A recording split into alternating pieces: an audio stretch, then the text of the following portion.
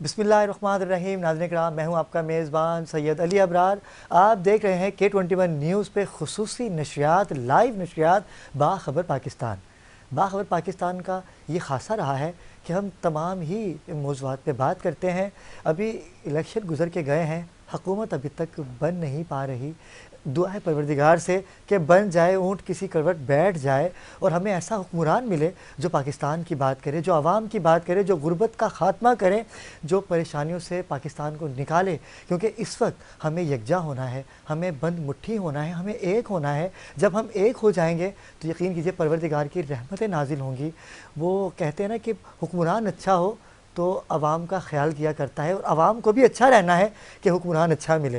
नाज़रीन किराम, आज गुफ्तगू कम करूँगा इसलिए कि जिस शख्सियत ने हमें ज्वाइन किया है वो किसी तारुफ की मोहताज नहीं है और बिल्डर्स लाइन में कम अरसे में इतनी इज़्ज़तें हासिल कर ली, इतना मुकाम हासिल कर लिया, मैं हैरान हूँ। आप भी हैरान होंगे जब मैं उनसे आपका तारुफ़ करवाऊँगा। प्रॉपर्टी बैंक का नाम तो आपने सुन रखा होगा।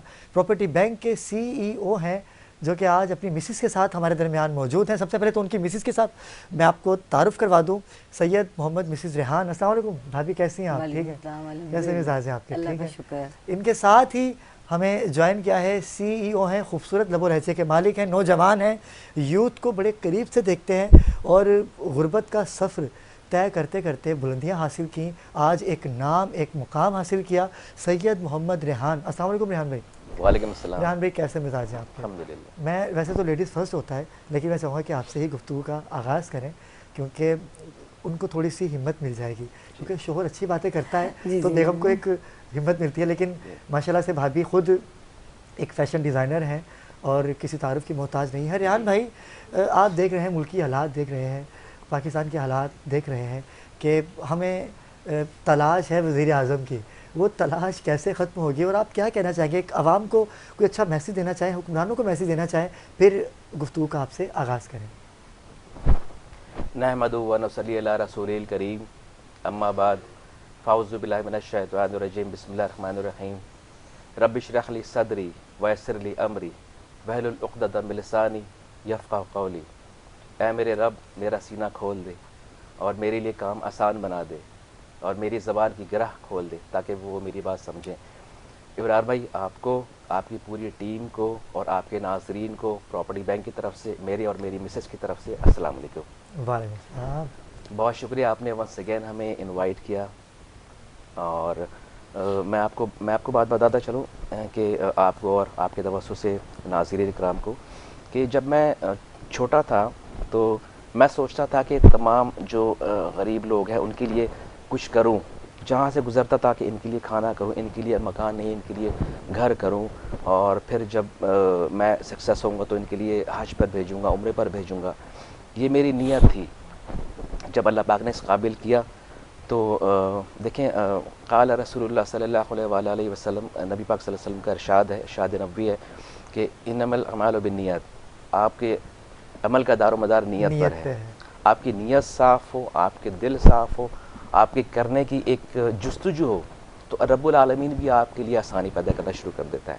मैं जब फ़्रांस में था, आपको तो पता है मेरा ज़्यादा अरसा फ़्रांस में ही गुज़रा है। वहाँ रब्बुल आलमीन ने मुझे चुना इस काम के लिए, मेरे दिल में डाला कि जितनी मेहनत आप यहाँ करते हो अपने मुल्क को कौम के लिए अगर करोगे तो आपके बचपन का ख्वाब और जो आप लोगों अपने मुल्क के लिए आप कर सकते हैं। तो फिर मैं सब छोड़ करके यहाँ पर आया। यहाँ पर आकर के मैंने देखा कि लोग ख़ुदकुशियाँ कर रहे हैं, किसी के पास रेंट नहीं है, अपना छत नहीं है, मकान नहीं है, और बिजली के बिल्स इतने ओवर जा चुके हैं, इलेक्ट्रिसिटी बिल कहाँ से कहाँ जा चुका है, और लोगों के लिए खाने को नहीं है, लोग बेरोज़गार हो रहे हैं, जॉब नहीं है। तो हर तरह से एक हजान साथ था। उसमें हमने एक प्लान बनाया, हमारे पार्टनर वसीम भाई, उनके साथ मिलकर के कि क्या हम कर सकते हैं। मैंने वसीम भाई को एक अपना बचपन का ख्वाब बताया कि ये मैं ये सोचता था आखिर में कि हज करवाऊँ, उम्रा करवाऊँ। तो उन्होंने कहा कि आजकल इस महंगाई के दौर में अगर हम किसी को एक छत भी देते हैं तो ये हज उम्रे से कम नहीं है। बिल्कुल ऐसा ही। तो ये हमने एक प्लान बनाया, उसके बाद फिर एक स्ट्रैटेजी बनाई कि कम से कम लोगों के पास अपना घर हो, ताकि वो आज नहीं तो कल अपने घर में रहें। इस स्ट्रैटेजी से हमने काम स्टार्ट किया। अब यकीन करेंगे 2 प्लॉट से हमने स्टार्ट किया था। इस वक्त अप्रॉक्सीमेटली कोई 8000 से ज़्यादा हम लीज़ प्लॉट लोगों के तमाम जो हमारे क्लाइंट हैं उनके हवाले कर चुके हैं। अच्छा। अब हमारा प्रोग्राम है कि कम से कम एवरग्रीन विला का हमने प्रोजेक्ट स्टार्ट किया है। इस वक्त हमारा टारगेट है कि कम से कम स्टार्टिंग में 10,000 विलास हम उनके हैंड ओवर करें। अच्छा। और इसमें आपको सुन के खुशी होगी आपको और आपके नाजरीन को कि विला के ऊपर जो कॉस्ट आती है लगभग कुछ 34 से 35 लाख रुपए की कॉस्ट बिल्कुल आती ऐसा है, ही है। क्योंकि आपको पता है सीमेंट की कीमत कहाँ जा चुकी है, सरिया सरिया इतना और महंगा हो गया। महंगा हो गया है, और बजरी और लेबर कॉस्ट, वो सब अगर हम मिलाएं तो 80 स्क्वायर यार्ड पर प्री कास्ट का अगर हम बनाएं तो वो प्लॉट की कीमत के साथ आपको पता है 9.5 लाख रुपए का लीज प्लॉट हम दे रहे हैं। उसके बाद उसकी लीज़ की कॉस्ट है, एनओसी फॉर कंस्ट्रक्शन जो लैंड डिपार्टमेंट देता है उसकी कॉस्ट है, फिर उसके बाद डिमार्केशन की कॉस्ट है, फिर अदर एक्सपेंसेस हैं, फिर 80 गज के ऊपर अगर आप प्री कास्ट पर भी अगर आप घर बनाते हैं तो 3,000 रुपये पर स्क्वायर फीट के हिसाब से 19,44,000 की कॉस्ट आती है, सिर्फ उसकी जो कंस्ट्रक्शन कॉस्ट है। और जो प्लॉट है और तमाम एक्स्ट्रा चार्जेस है तकरीबन 14 से 15 लाख रुपए, ये 34 से 35 लाख रुपए की कॉस्ट आती है 80 गज के ऊपर। बट हमने क्या किया कि क्योंकि हमारा मिशन है, प्रॉपर्टी बैंक का एक नस्बुल ऐन है, तो इसके मुताबिक हम कोई 40 से 50% इसकी कॉस्ट है हम खुद बेयर करते हैं। इसमें लगभग कोई 34 से 35 लाख की कॉस्ट आती है। बट इसमें हमने जो अपने आवाम के लिए क्या किया कि 30 to 40% हम अपने सब्सिडाइज़ करते हैं, और सिर्फ जो कंस्ट्रक्शन कॉस्ट है और उसको भी अपना मिनिमाइज़ करके 19,60,000 में हम विला बना करके दे रहे हैं। अच्छा जी। अच्छा, इसमें कौन कौन सी कॉस्ट शामिल है? प्लॉट की कॉस्ट शामिल है 9.5 लाख, फिर लीज़ की कॉस्ट शामिल है, एनओसी फॉर कंस्ट्रक्शन की कॉस्ट शामिल है, फिर डिमार्केशन की कॉस्ट और अदर चार्जेस और कंस्ट्रक्शन की कॉस्ट सब शामिल है। और इसमें और अच्छा मज़े की बात, इसमें कोई एक्स्ट्रा चार्जेस नहीं है, कोई डेवलपमेंट चार्जेस नहीं है। जो आजकल की जो सोसाइटीज़ हैं, नाम नेहाद मैं नाम नहीं लेना चाहूँगा, वो 40 से 50 लाख लेती हैं सिर्फ प्लॉट के, और 20 से 22 लाख से 24 लाख लेते हैं एक्स्ट्रा चार्जेस, बिल्कुल डेवलपमेंट ऐसा ही है। चार्जेस। इसमें कोई डेवलपमेंट चार्जेस नहीं अच्छा, है। वाह ज़बरदस्त। तो ये एक छोटी सी कोशिश है हमारी और प्रॉपर्टी अच्छा, बैंक छोटी की। सी कोशिश तो प्रॉपर्टी बैंक की है नाज़िर कराम। मैंने खुद देखा कि स्ट्रक्चर बन जाता है, आप जब किसी भी ऑफिस जाते हैं बिल्डर्स के, तो वो दिखाते हैं कि आपको ये दिखाया जा रहा है, ये बनाया जा रहा है। लेकिन मैं अगर आपको अपनी टेलीविज़न स्क्रीन पे दिखा सकूँ विज़िट, जो घर का विज़िट हमने खुद उसको शूट किया, तो मैं चाहूँगा कि नाज़रीन को दिखाया जाए कि ये जो बनाया गया है, रेहान भाई देखा जा रहा है, ज़रा बताइएगा क्या क्या है इसमें। 2 रूम है इसमें और इसमें टैंकर है पानी का, थोड़ा बताइएगा जी नाज़रीन को। बिल्कुल, 80 स्क्वायर यार्ड है जिसमें और स्क्रीन 720 है। फीट होते हैं। इसमें 2 रूम है। अच्छा, किचन ये है, ये इसका वॉशरूम लाउंज है। वाटर टैंक है, ठीक है, ये लाउंज है, ये पहला रूम है। ये पहला रूम है ठीक है, 12 बाई 12 का। उसके बाद ये सेकंड रूम है 12 बाई 12 का। उसके बाद ये स्टोर है। अच्छा, स्टोर भी 80 गज में आपने दिया हुआ है। जी, स्टोर है। फिर उसके बाद किचन है। बेहतरीन, ज़बरदस्त। और इसके साथ ही ये वॉशरूम है और ये टेरेस है, और इसमें अंडरग्राउंड वाटर टैंक भी है। अच्छा, ज़बरदस्त। देखिए नाज़रीन कराम, ये दिखाया जा रहा है जो इन्होंने बनाया है। और डिलीवर कितने कर चुके, कितने घर डिलीवर कर चुके हैं आप अभी तक? जी, इस वक्त कोई 300 से 350 की हमारी इसकी बुकिंग है। तमाम प्लॉट्स कर लीज़ पर जा चुके हैं। इसमें बहुत सारे जो विलाज हम डिलीवर कर चुके हैं फैमिलीज़ को। अगर आप हमारी प्रॉपर्टी बैंक के यूट्यूब चैनल पर जाएँ तो सारी डिस्क्रिप्शन और डिटेल वीडियोज़ के ऊपर मौजूद हैं। और कोशिश में हम लगे, क्योंकि हमने अभी लॉन्च किया है, बट हमारा टारगेट है कि ऑलमोस्ट कोई 7 से 8 महीने में ये तकरीबन कोई 4 से 5,000 विला हमने बनाकर कंप्लीट करके हैंड ओवर करना है। भाभी, आपने बातें सुनी जान भाई की, सुनती रहती हैं, घर में भी सुनती रहती हैं। घर में ये आप इनकी सुनते हैं या ये आपकी सुनते हैं? हम दोनों एक दूसरे की सुनते हैं। इसी में गुजारा जी, चल रहा है। बिल्कुल। ठीक है। और पहले भी आप हमारी मेहमान थी, जो हमने रबी लेवल की ट्रांजिशन की थी, उसमें भी आप तशरीफ लाई थी। मैं सबसे पहले आपका शुक्रिया अदा करूँगा कि आप दोबारा K21 न्यूज़ का हिस्सा बनी। भाभी, आप भी इस सोशल एक्टिविटी में रेहान भाई के साथ मौजूद रहती हैं, पेश रहती हैं, या अपने काम को आप देखती हैं, हाउसवाइफ को ज़्यादा तरजीह देती हैं, या आप भी चाहती हैं कि मैं कुछ करूं? नहीं, मैं भी चाहती हूँ अपने हस्बैंड के साथ कुछ हूँ। माशाल्लाह मेरे हस्बैंड इतना अच्छा काम कर रहे हैं, लोगों की खिदमत कर रहे हैं, तो मेरी भी ये ख्वाहिश है कि मैं अपने हस्बैंड के साथ ही जो है जुड़ी रहूँ। जिस तरह ये लोगों की खिदमत करते हैं हर तरह से, मैं भी इनके साथ पेश रहूँ। फिर मेरा अपना एज अ हाउस वाइफ मेरे माशाल्लाह बच्चे हैं, उनको भी देखना पड़ता है, ज़ाहिर है उनको भी देखते हैं माशाल्लाह से। और मेरा अपना ब्रांड है अदन के नाम से, उसको भी मैं देखती हूँ और घर को भी देखती हूँ। अल्हम्दुलिल्लाह सबको मिला जुला के चलती हूँ मैं माशाल्लाह अल्हम्दुलिल्लाह। तो कैसे देखते हैं कि जो हालात चल रहे हैं पाकिस्तान के, ख़वातीन तो गहरी नज़र होती है उनकी, क्योंकि घर में तो शोहर नहीं होते, बेगम नहीं होती हैं घर बिल्कुल पे, बेगम जो टीवी लगा के बैठी भी होती हैं, बिल्कुल। ठीक है, और देख रही हैं आप मुल्क की सियासी सूरत हाल को आप देख रही हैं।